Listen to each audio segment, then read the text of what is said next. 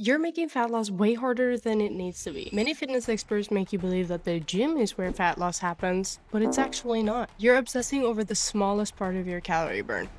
In this video, I'll tell you exactly what you need to do to lose fat and transform yourself into that girl for summer. And if you don't know why you should listen to me, I'm a certified advanced personal trainer, nutritionist, and weight management specialist. Which means that this video is not just based on my personal experience, but rather based on current science, research, and client testimonials. Over the course of the last 2 months, I lost about 5 kilos, and that's not from cutting carbs, doing hours of cardio, or starving. Today we are going to break down exactly what I did, step by step, and how I'm planning to lose another 5 kilos before summer. Because let's be honest, summer is coming whether you like it or not, and I don't know about you, but I don't want to feel uncomfortable, bloated, sluggish. I want to be in control, feel strong, and in my best shape. But first, disclaimer. If you struggle with an eating disorder or have a problematic relationship to food, please seek help. This video is strictly made for adults, not teenagers, and if you're below the age of 18, you probably do not need to lose the weight. Talk to your parents or someone you trust to get help if you do believe you have problems regarding food or training. My DMs are always open if you need someone to talk to, but remember that I'm not a therapist and you should seek help by professionals. It's also important that you stay to the very end of this video because I have an important announcement to make. Hi princess, and welcome back to my channel, or welcome if you're new. My name is Karina, aka the Protein Princess. I want to help you level up your health, mindset, and fitness. To give you a bit of an overview, today's video will be covering the following topics. A bit of my personal journey and history with training, because I feel like it just, maybe you can take something from my experience. What is metabolism and how does it work? Why is it important? What is fat loss? What is the best strategy for fat loss? What we're gonna do, what we're not gonna do, and some actionable steps that you can already start incorporating in your life today. Basically, for as long as I can remember, I've felt fat. Ever since I was a young child, I felt like this urge, need to lose weight because I always felt bigger than everyone else. And I have a history of binge eating, overeating, undereating, you name it. I've done everything. Now, I am finally at this stage where I am happy with everything regarding food and training, and I'm living a pretty balanced life where nothing really stresses me out anymore. I feel like I've basically cured myself, and I love sharing tricks and tips to help others do the same. A little background, back in 2024 I competed in bikini fitness.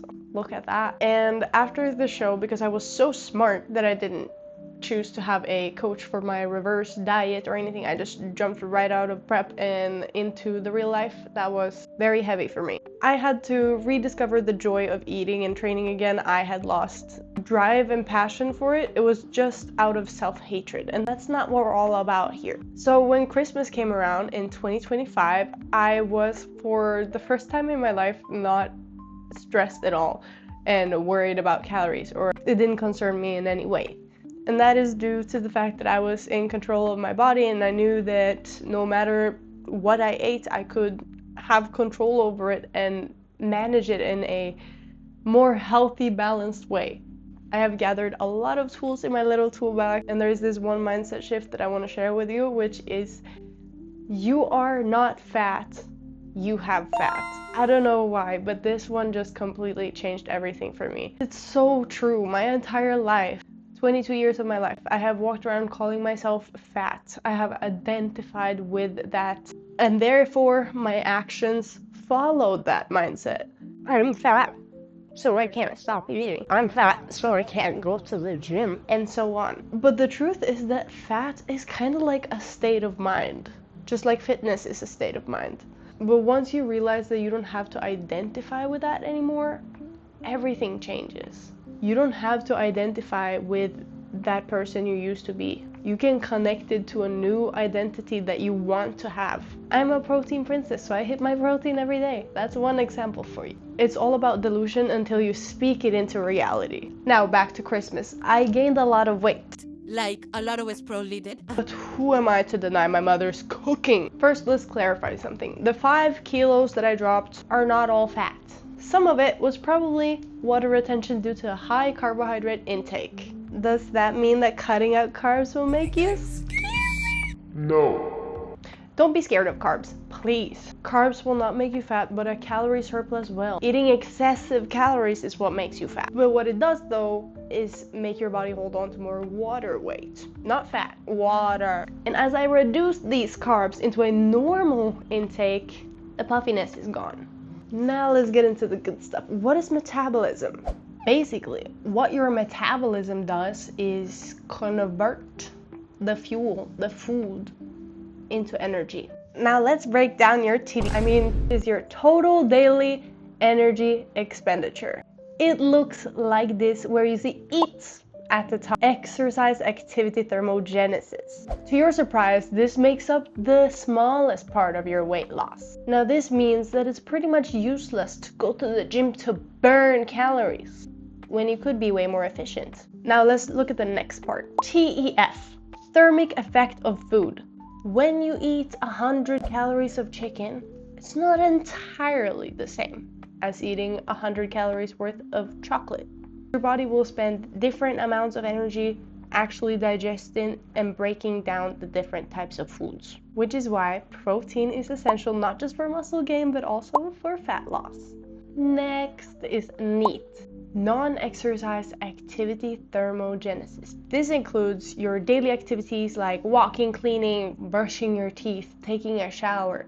There is this one study that suggests that you can burn up to 2,000 calories extra just from NEAT alone. Now, does this mean that if you shower all day that you're gonna get shredded? No, not exactly. But if your hobbies are active hobbies, like let's say gardening, you will burn a lot more calories from that than, let's say, sewing, although they're both NEAT activities. And last is your BMR, your basal metabolic rate.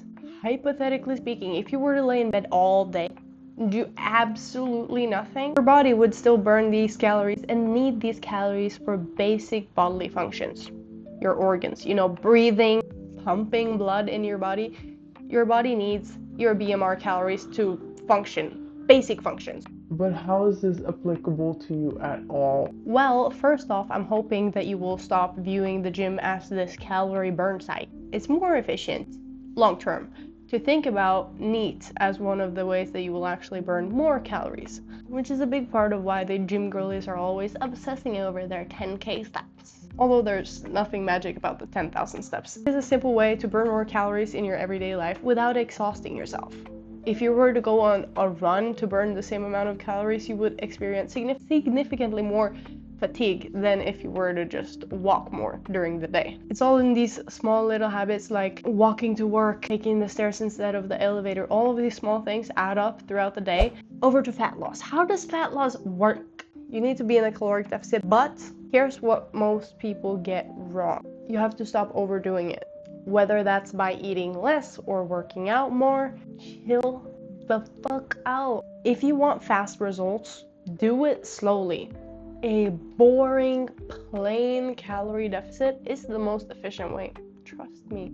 Most research suggests that you should not be in a caloric deficit that's bigger than 500 calories, and therefore it's pretty useless to go down to 1,400 calories or, God forbid, 1,000 calories a day. Eat! You are not a toddler. Eat like an adult. If you're wearing a smartwatch during your workout, it says that you've burnt 500 calories. Well, you're really closer to 200. It's impossible to track exactly how many calories you burnt or how many you consumed. For some people, it can be very helpful to track calories. However, I don't think tracking is the smartest idea for everyone. It often leads to spiraling in a very obsessive relationship to food. Doing all of the tracking, it's a lot of work. So for some people, intuitive eating is the way to go. But for me, when I was starting out, intuitive eating is the dumbest shit I ever heard. Because if I were going to listen to my intuition is telling me to eat a pizza and 2 cakes all by myself. Honorable mention, I was severely undereating in this time period, and the food noise was so loud. So loud. And this is why we fuel properly, because if you're gonna shortcut it and you're gonna jump to 1,000 calories, you're just gonna want to snack all the time. You're gonna want this weight loss phase to end, and you're just gonna be so focused on getting it done as quick as possible. And when you stop eating 1,000 calories, you're gonna go back to eating your normal foods and you're gonna bounce right back up. No matter what you lost, you're gonna be right back up, maybe even heavier than you started off. So let's get into the list of what we're not gonna do. We're not gonna do a keto diet. We're not gonna do a carnivore diet. We're not gonna do an apple diet, egg diet. I don't care. We're not doing diet. Dieting is generally such a shit take because it's unsustainable. If it was efficient and sustainable, I would push it to all my clients. I would go, here, eat an apple and an egg every day and you'll be set. That's just not how it works. Sure, people drop a lot of weight, but what happens when they get off that diet and go back to their normal lives? Yeah, they bounce right back up. And that's the key to understanding how this is actually going to work, because going into this thinking it's a phase where you're just going to do this for 5 weeks and then you're done. If you want to keep it off, you're going to have to find some habits that you can sustain. If not, it's only going to be for that phase and then you're going to bounce right back up. We're also not doing 2 hours of cardio every day. There's no reason for you to overly exhaust yourself when, as earlier mentioned, you can do it in a much simpler way. Move more. The more you move, the more your body burns. If you tell yourself you're gonna go on the treadmill 1 hour every day and you're not used to doing anything at all, you're not gonna be able to stick to it. And you will continuously disappoint yourself because you didn't stick to the plan. When I first started out, I was at 10,000 steps. Now I'm at 12. Why? As my weight drops, I will adjust my steps or calories accordingly. So let's say I started out at 75 kilos, dropped down to 70, and I've been eating and walking the same for this time period. Now I'm suddenly stuck at 70. Why? Because I've been walking 10,000 steps and my body has adjusted. That means that we need to add some more challenge. So you either cut the food or you increase the cardio. For me, it's easier to just walk a little more. So now I'm sitting at a whopping 12,000 steps every day. Next thing we're not doing is cutting out foods. There are no foods that are good or bad for you, and I will die on this hill. You will ultimately feel miserable and fail if you do choose to cut out these foods. I genuinely believe that there's space for every type of food in your plan as long as it's in moderate amounts. And I know you want the results yesterday, but again, fast results come from slow changes. Doing shit you don't want to do, scrap it. You don't want to run, then don't run. You don't want to go to the gym, then don't go to the gym. You have to find what you like to do, because you're gonna be doing this every day, almost. I went through a time where I completely lost my passion for weightlifting. Therefore, I found other activities, which included dancing, Muay Thai, and jump rope, Pilates. When it comes to dancing, I just find it so refreshing. I get so much dopamine instantly. It's just such a fun and silly way to completely just loosen up and be a little silly. The most important key takeaway is that you find something that you can do consistently and stick to. We're also not gonna be buying into fat burners, Slim Teas, or Ozempic. The thing is that it really just curbs your appetite, which puts you in a calorie deficit, which makes you drop the weight. What happens when you stop taking Ozempic?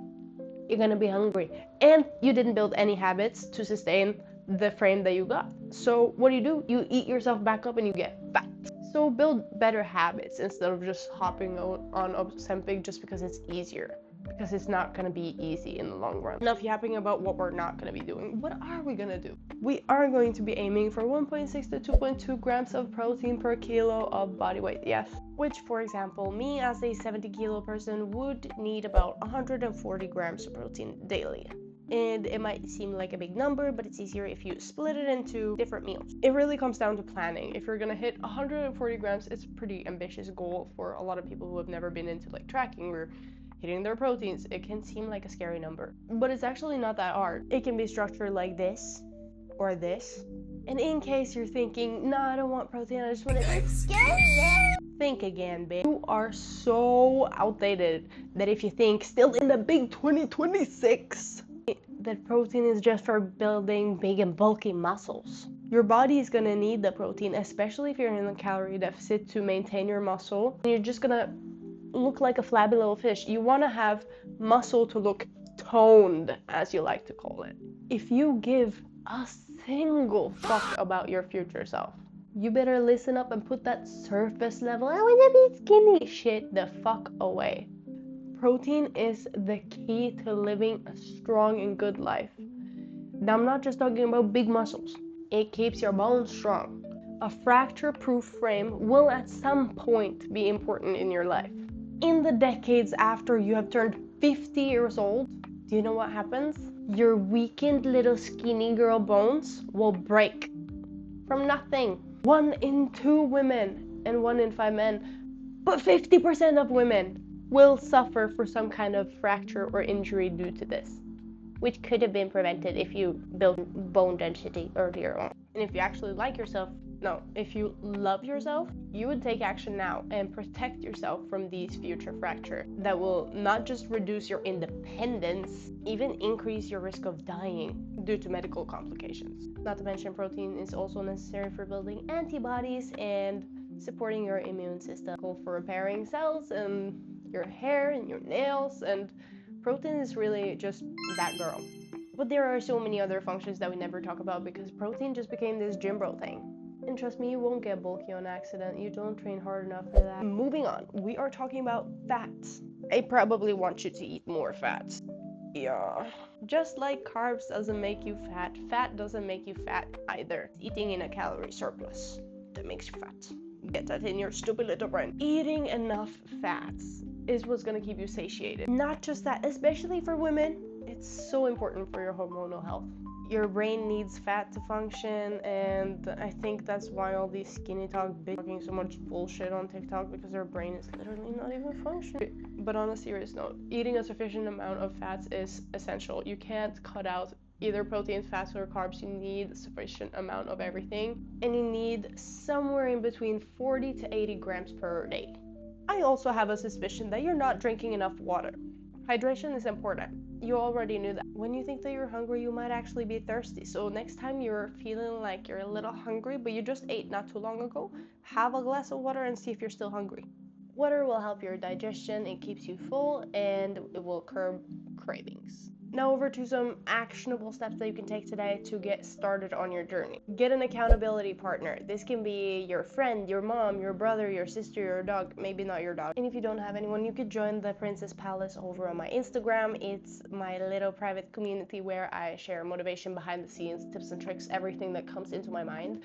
Get all my free guides, they're linked in the description. There's a lot of good information there where you can see more details about volume eating. There's a nutrition guide, there's more coming.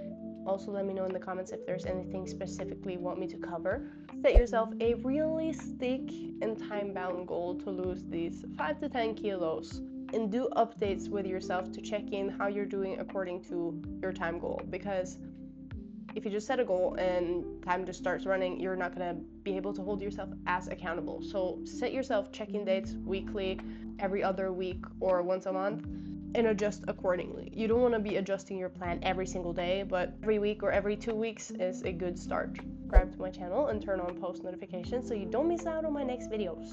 It might be helpful to you. That will be all for today's video. I hope it was helpful in some kind of way. And before you go, I have an important announcement to make. When you go to my website, there is now a programs button where I am launching my first program, which is the Ultimate Summer Shred Guide, which also includes a special offer. If you're one of the first to buy the program, you will get 50% off coaching if that's something you want as well. In the guide, you will find separate chapters for goal setting, understanding nutrition for fat loss, meal plans and recipes, training for fat loss, training plan examples, and much more. And of course, if you have any questions, you can always send me a DM on Instagram or comment here on YouTube, and I'll be happy to respond. I put this together for you baddies. I know you guys need some extra guidance, and I really hope that this can be of help to you. I also want to mention I have a couple spots left open for coaching. You can sign up on my website, linked in the description. And that will be it for this video. If you made it this far into the video, thank you so much for watching. I hope you have a great day and a great week. Don't forget to like, comment, subscribe, and share with all your friends, and hopefully I'll see you in my next video. Bye.